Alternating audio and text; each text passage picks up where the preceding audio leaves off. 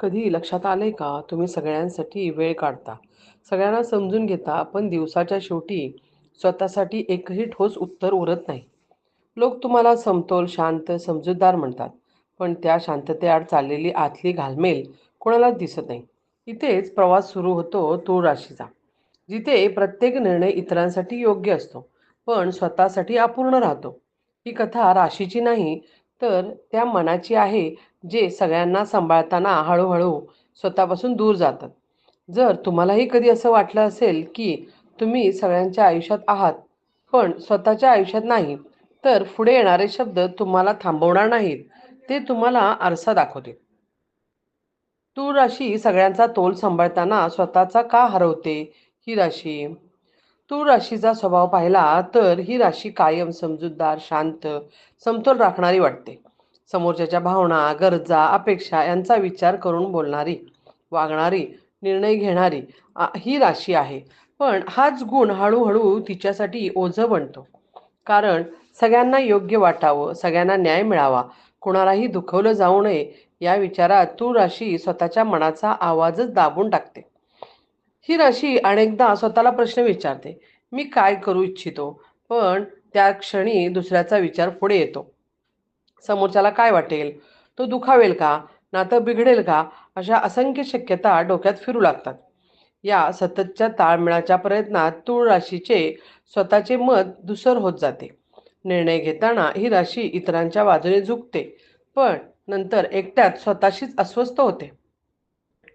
बाहेरून ही राशी खूप संतुलित आणि समाधानी दिसते, पण आतून मात्र सतत चाललेला संघर्ष फार मोठ्या लोकांना जाणवतो.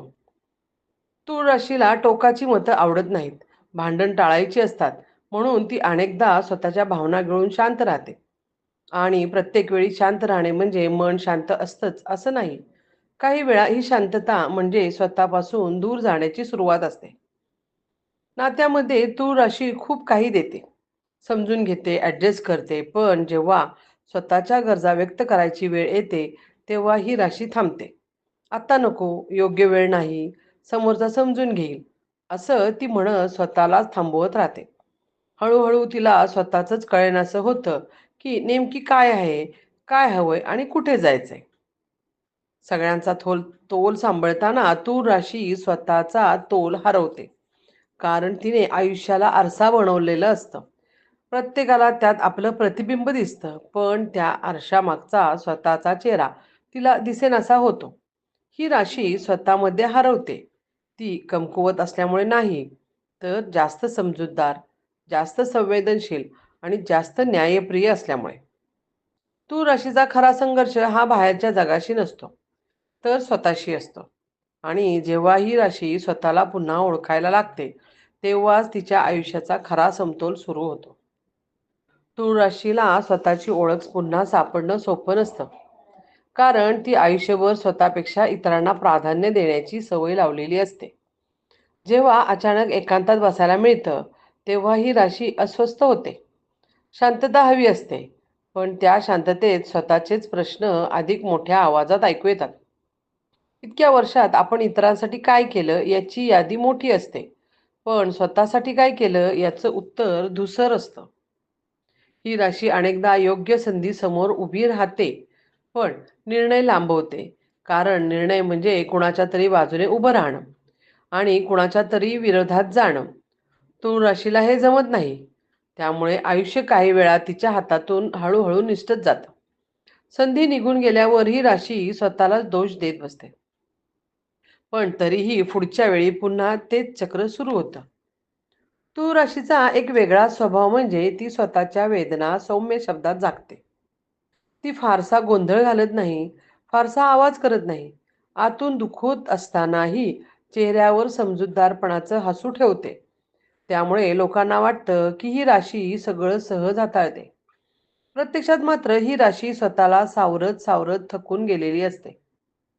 काही वेळा तूळ राशीला असं वाटायला लागतं, की लोकं तिला फक्त तिच्या उपयोगासाठी ओळखतात. सल्ला हवा असेल, समजून घ्यायचं असेल, कुणी ऐकून घ्यायचं असेल, तर सगळे तिच्याकडे येतात. पण तिला आधार हवा असतो, तेव्हा ती स्वतःलाच आवर घालते. मीच मजबूत आहे या समजुतीखाली ती स्वतःच्या गरजा लपवत राहते. तूर राशी जेव्हा स्वतःकडे वळायला लागते, तेव्हा सुरुवातीला अपराधीपणाची भावना येते. स्वतःचा विचार करणं म्हणजे स्वार्थीपणा असं तिला वाटतं. पण हळूहळू तिला उमगायला लागलं, की स्वतःचा तोल सावरल्याशिवाय इतरांना संतुलन देणं शक्य नाही. ही जाणीव तिच्या आयुष्यात बदलणारी ठरते. एकदा का तूर अशी स्वतःच्या भावना ओळखायला शिकली, स्वतःला नको म्हणायची परवानगी दिली, तेव्हा तिचा स्वभाव अधिक परिपक्व होतो.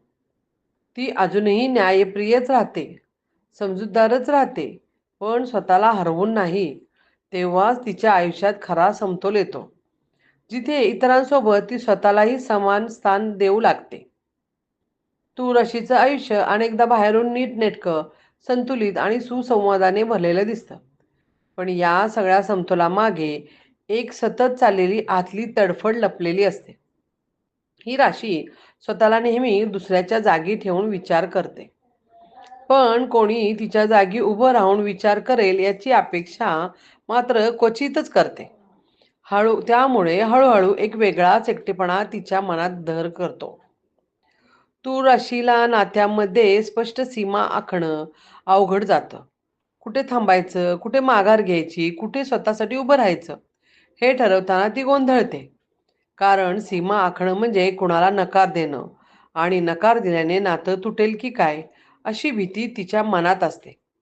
या भीतीमुळे ती अनेकदा स्वतःच्या क्षमतेपेक्षा जास्त जबाबदाऱ्या उचलते. कधी-कधी तूळ राशीला असंही वाटायला लागतं, की ती सगळ्यांसोबत असूनही कुणाचीच नाही. सगळ्यांच्या आयुष्यात ती महत्त्वाची असते, पण स्वतःच्या आयुष्यात मात्र दुय्यम स्थानावर राहते. हा विचार तिच्या मनाला अधिक अस्वस्थ करतो.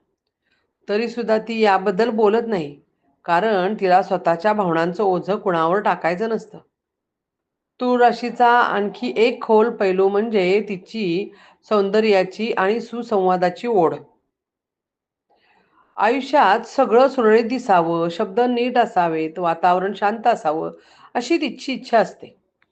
पण याच इच्छेमुळे ती अनेक सत्य गोष्टी टाळते. काही गोष्टी अस्वस्थ करणाऱ्या असतात, कठोर असतात. त्या स्वीकारणं तिला जड जातं. त्यामुळे ती सत्यापेक्षा समतोलाला जास्त महत्त्व देते. जेव्हा तूळ राशीला सतत स्वतःला ॲडजस्ट करावं लागतं, तेव्हा तिच्या आत एक दडलेली चिडचिड तयार होते. ही चिडचिड थेट बाहेर येत नाही, पण ती थकव्याच्या रूपात उत्साह कमी होण्यात किंवा स्वतःपासून दूर गेल्यासारखं वाटण्यात दिसून येते. हे संकेत अनेकदा दुर्लक्षित राहतात, कारण तूळ राशी स्वतःच त्याकडे दुर्लक्ष करते. खरा बदल तेव्हा सुरू होतो, जेव्हा तूळ राशीला हे उमगतं, की समतोल म्हणजे नेहमी मधोमध उभं राहणं नव्हे. कधी स्वतःच्या बाजूने झुकणंही तितकंच योग्य असतं. हा विचार स्वीकारायला वेळ लागतो. पण एकदा का तो मनात पक्का झाला, की तूळ राशी अधिक ठाम, अधिक स्पष्ट आणि आतून अधिक शांत होते. तेव्हाच तिचं आयुष्य इतरांसाठीच नाही, तर स्वतःसाठीही अर्थपूर्ण होऊ लागतं. तूळ राशीचा आणखी एक लपलेला पैलू म्हणजे तिची सततची आत्मपरीक्षणाची सवय. ही राशी प्रत्येक प्रसंगानंतर स्वतःला तपासत बसते. आपण योग्य बोललो का? चुकीचं वागलो का? कुणाला दुखावलं का?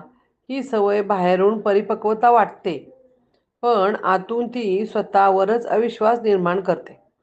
हळूहळू तूळ राशी स्वतःच्या निर्णयावर शंका घ्यायला लागते. ही राशी अनेकदा लोकांच्या अपेक्षा इतक्या अचूक ओळखते, की त्या पूर्ण करणं आपली जबाबदारीच आहे असं तिला वाटायला लागतं. कुणी स्पष्टपणे काही मागितलं नसलं, तरीही तूळ राशी स्वतःहून पुढे येते. या सवयीमुळे तिच्या आयुष्यात एक वेगळा थकवा जमा होतो. तो शारीरिक नसतो, पण भावनिक असतो. आणि हा थकवा शब्दात व्यक्त करणं तिला जमत नाही. काही वेळा तूळ राशीला असं जाणवतं, की आपल्या आयुष्य इतरांच्या निर्णयाभोवती फिरत आहे. कुणाच्या सोयीसाठी वेळ बदलणं, कुणाच्या मनासाठी स्वतःची दिशा बदलणं, कुणाच्या अपेक्षेसाठी स्वतःच्या इच्छावर पडदा टाकणं, हे कळत सगळं घडून जातं. आणि एक दिवस अचानक तिला जाणवतं, की आपण कुठे थांबलो आहोत हे कळेनासच झालं आहे. तूळ राशीचा स्वभाव मुळातच नातेसंबंध जपणारा असल्यामुळे ती तुटणं टाळते आणि सतत टाळत राहिल्यामुळे काही नाती ओझी बनतात. तरी सुद्धा ती सोडत नाही, कारण तिला वाटतं की नातं सांभाळणं हे आपलं कर्तव्य आहे. या विचारात स्वतःचं मानसिक स्वास्थ्य मागे पडतं. या राशीचा प्रवास खरा वेगळा तेव्हा होतो, जेव्हा ती हळूहळू स्वतःशी प्रामाणिक व्हायला लागते. सगळ्यांना समजून घेणं थोडं कमी करून स्वतःला समजून घेण्याचा प्रयत्न सुरू करते. आपल्या भावना योग्य की अयोग्य याचा विचार न करता त्या आहेत तशा स्वीकारायला शिकते. हा टप्पा सोपा नसतो, कारण तो जुन्या सवयी मोडणारा असतो. एकदा का तूळ राशीला हे उमगायला लागलं, की स्वतःचा आवाज दाबणं म्हणजे समतोल नव्हे, तेव्हा तिच्या आयुष्यात एक नवीन स्पष्टता येते. ती अजूनही सौम्य असते, समंजस असते, पण आतून अधिक स्थिर असते. तेव्हा तूळ राशी स्वतःला हरवणं थांबवते आणि आयुष्याची अधिक प्रामाणिक नातं जोडते. तूळ राशीला आयुष्यातील वेग कधीच आपला वाटत नाही. सगळं काही हळू, तोलून मापून, समजून घेत पुढे न्यावं अशी तिची वृत्ती असते. पण आजूबाजूचं जग मात्र वेगवान असतं. ठाम निर्णय घेणारं असतं. या विसंगतीत तूळ राशी अनेकदा स्वतःला मागे पडलेली समजू लागते. आपण कमी आहोत असं नाही, पण आपली वेळ येईपर्यंत सगळं हातातून निसटते, अशी भावना तिच्या मनात खोलवर रुजते. ही राशी स्वतःला व्यक्त करण्यापेक्षा परिस्थितीला जुळवून घेण्यात जास्त विश्वास ठेवते. त्यामुळे तिच्या मनात असलेले अनेक विचार, कल्पना, इच्छा आतल्या आत साठवून राहतात. त्या बाहेर येत नाहीत, कारण त्यांना व्यक्त केल्यानंतर वातावरण बिघडेल की काय, गैरसमज होतील की काय, अशी भीती असते. पण न बोललेली गोष्ट मनात जड होत जाते आणि कालांतराने ती ओझ्यासारखी वाटू लागते. तूळ राशीच्या आयुष्यात असा एक टप्पा येतो, जिथे तिला स्वतःच्या अस्तित्वाबद्दल प्रश्न पडायला लागतात. आपण खरंच आपले आयुष्य जगतोय का? की फक्त सगळ्यांसाठी उपलब्ध आहोत? हा प्रश्न ती कोणाला विचारत नाही. स्वतःशीच झगडत राहते. बाहेरून सगळं नीट चाललंय असं दिसत असतानाही आतून काहीतरी अपूर्ण राहिल्याची भावना सतत टोचत राहते. कधी-कधी तूळ राशीला असंही वाटतं, की आपली ओळख ही फक्त इतरांशी असलेल्या नात्यापुरतीच मर्यादित आहे. कुणाची मैत्रीण, कुणाची आधाराची व्यक्ती, कुणाची समजूतदार बाजू आणि स्वतःची स्वतंत्र ओळख काय, हे शोधायची वेळ तिने कधीच काढलेली नसते. ही जाणीव तीव्र झाली, की ती अंतर्मुख होते. थोडी दूर जाते, पण तरीही गोंधळ मिटत नाही. या राशीचा खरा संघर्ष मोठा आवाज करून दिसून येत नाही. तो शांत असतो, खोल असतो आणि दीर्घकाळ चालणारा असतो. म्हणूनच अनेकदा तूळ राशीचं दुःख दुर्लक्षित राहतं. ती स्वतःही त्याला नाव देत नाही, कारण तिला वाटतं, की आपण तर ठीक आहोत, मग अस्वस्थता का वाटते? ज्या दिवशी तूळ राशीला हे उमगतं, की स्वतःसाठी जगणं म्हणजे कुणाविरुद्ध जाणं नाही, त्या दिवशी तिच्या मनावरचं दडपण हळूहळू हलकं व्हायला लागतं. ती स्वतःला बदलत नाही, पण स्वतःला जास्त प्रामाणिकपणे स्वीकारायला शिकते. आणि हळूहळू तिच्या आयुष्यात असा समतोल तयार होतो, जो इतरांच्या अपेक्षावर नाही, तर तिच्या स्वतःच्या सत्यावर आधारलेला असतो. तूळ राशीला स्वतःकडे वळायला लागल्यावर एक वेगळीच भीती जाणवते. इतकी वर्ष इतरांच्या अपेक्षावर चालताना स्वतःची दिशा ठरवायची सवयच लागलेली नसते. त्यामुळे जेव्हा स्वतः विचार करण्याची वेळ येते, तेव्हा रिकामेपण जाणवतं. काय आवडतं, काय नकोय, समाधान कुठे आहे, हे प्रश्न सहज उत्तर देत नाहीत. हा टप्पा गोंधळाचा असतो, पण तोच खरी सुरुवात ठरतो. ही राशी अनेकदा स्वतःला समजून काही देण्यात प्राप्त समजत नाही. मी ठीक आहे, माझ्यापेक्षा इतरांची गरज जास्त आहे, असा विचार खोलवर रुजलेला असतो.